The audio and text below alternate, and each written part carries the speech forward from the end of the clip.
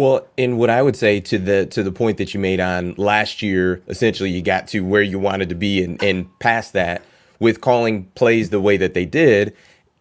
That is absolutely true, and you and I were both in lockstep that they couldn't do it if they stayed the way that they were. But the reason I would say that is not going to be reciprocal this year is because you are the hunted this year. You're not the hunter Yeah, anymore. You're not going to surprise anybody.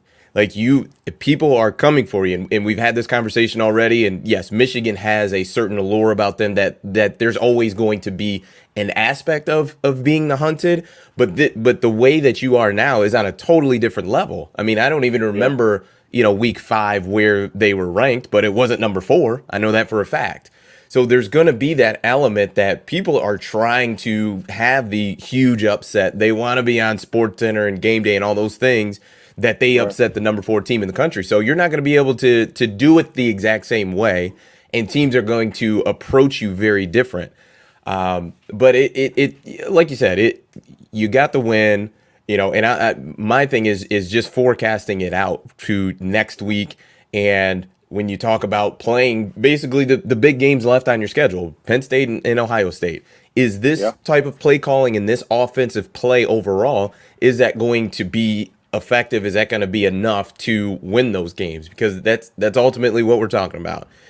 Yeah. And the way that the defense played, absolutely. The defense was lights out. They Dude, the did a pass rush, terrific Okie, this holy pass, cow, and Mike you call Morris, look, you called that one, man, man. You said it earlier when he first you the first play you saw him make against I think Colorado State, you like, man, this guy is legit. He's really talented.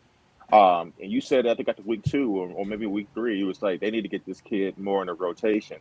And he's making plays every week now. Mike Morris is really coming to his own. Like man, now you're seeing a dominate. And when he hits quarterbacks, man, he flattens them. Like he and a clean hit too. He's a big man. And you can tell every time a quarterback gets you saw with Talia a couple weeks ago. Like when he hits you, man, you feel it. And look, they're not Aiden and Ojabo, but they're different. And if they could be, as of now, the last 2 weeks they've been just as effective. Man, if you found a way to find two really good pass rushers again, everything's on the table. And I think that's one of the real bright spots these last couple of weeks, Des, is the emergence of the pass rush of Oki and Mike Morris. And it really gets you excited because, and I think Joe Clapp pointed out, and it's true, if even with Ohio State too, if Michigan's able to get you in third and long situations, clear passing downs, you're in trouble. You're in trouble. And I'm feeling pretty good about the pass rush. The key is going to be for the defense is to. And I thought there was some bogus call, especially a sportsmanlike call on 32, I believe. But if they can control first and second down, not get uh, gashed in the running game, and they get you in pure passing situations, they're going to be in pretty good shape. And one of the things that I do like, and I don't know if this is a Jesse Minter, wrinkle or whatever the case may be, but having Oki and Mike Morris play on the same side too, like seeing that was, Hmm. pretty unique because a lot of times with your best pass rushers, you put them on each end, but it's impressive, man, seeing those guys just pin their ears back and go get a quarterback.